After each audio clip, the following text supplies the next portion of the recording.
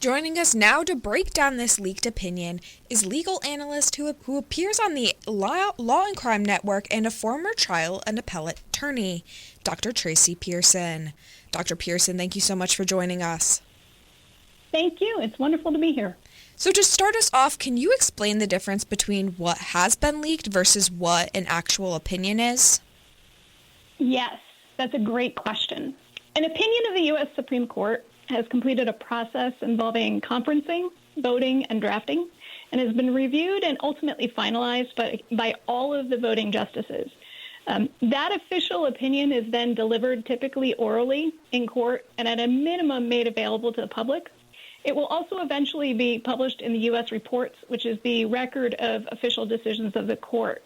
What was disclosed was a draft opinion, and it has not completed that process. It will not at this time be published in the U.S.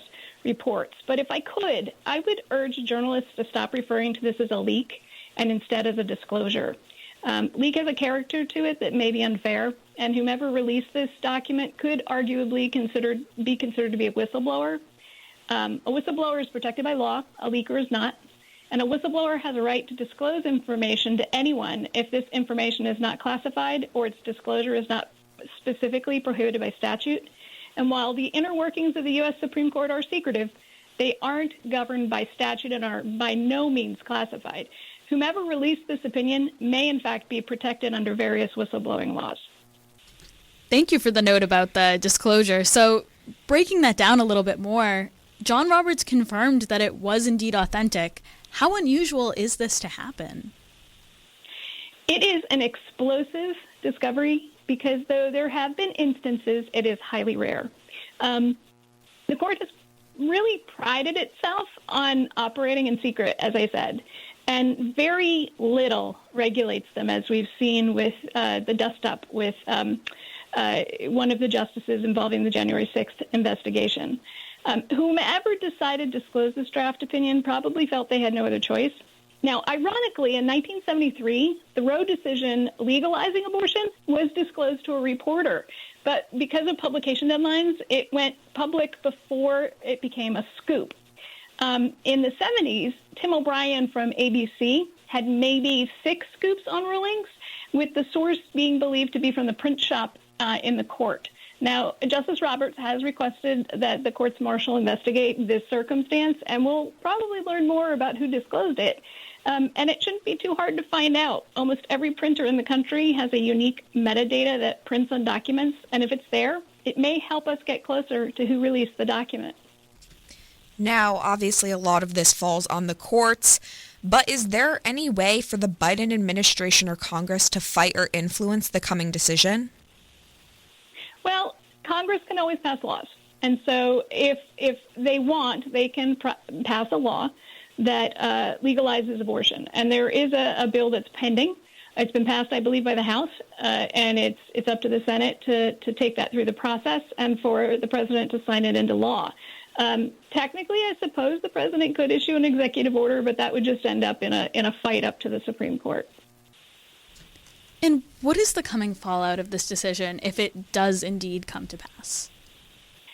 The list is long. When it comes to abortion rights, if this opinion is substantially what becomes the official opinion, there will be no federal right to abortion, and the Supreme Court will have taken away a right from more than half the population of the country.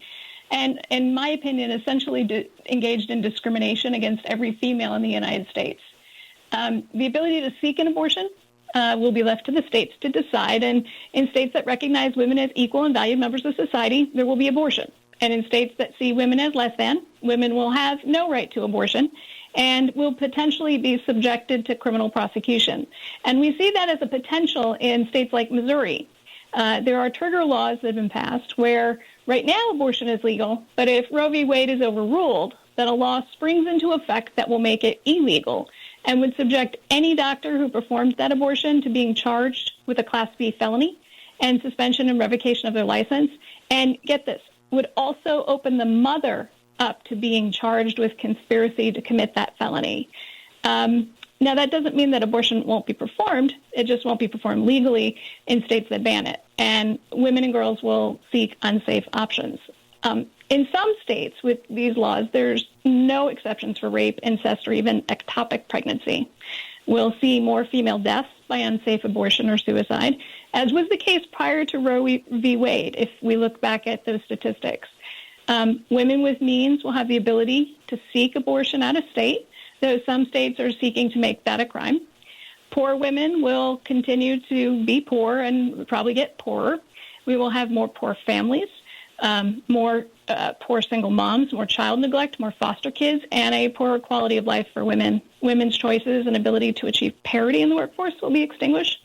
And there will probably be more employment discrimination against cases against employers. And there will probably be more men paying child support and more men with children outside of marriage. So there may even be more divorce. That is a truly massive list of impacts. Another question I had related to that, Roe v. Wade essentially hinges on the right to privacy. What happens to cases that maybe they don't concern abortion, but they do concern this right to privacy? Is something going to change with this? That's a really great question. And you're right, the potential for fallout doesn't end with my list.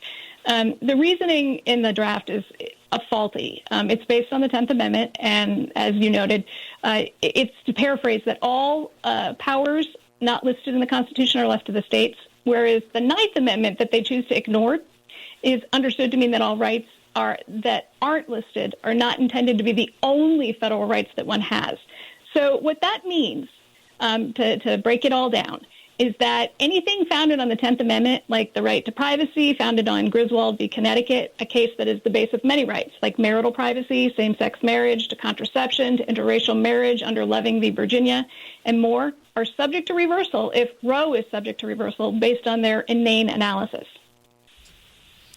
And so how, if all, does this potential decision affect the court's claims of nonpartisanship? I think that Justice Sotomayor spelled it out during the Dobbs oral argument that the court will not withstand the stench of this decision. The court's legitimacy was slipping already, and frankly, it'll disappear. It will ultimately be seen as an arm of the Republican Party.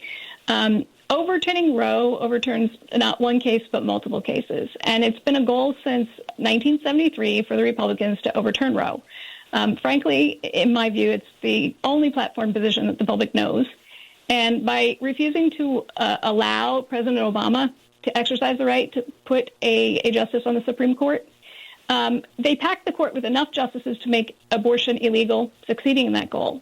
And frankly, any Supreme Court justice that votes for this and who sat through confirmation hearings proclaiming that stare decisis, meaning that cases are decided like similar cases, was a grounding principle for the court, was dishonest and lying through their teeth. It goes beyond partisan politics, though, and I think that is an easy sort of answer to this. And frankly, it may reflect an infiltration of our court with people who are allowing their religion to dictate our laws, which is explicitly prohibited by the most important amendment, the First Amendment. We've covered a lot of ground here. Is there anything that we didn't ask you that you'd like to add? I'm grateful that you're doing this story, and what I would ask is that people take action. If they disagree with this decision, take action. The First Amendment is critically important, and you should speak out, you should write, you should contact your representatives, and you should urge action by Congress. Thank you so much for joining us. Thank you.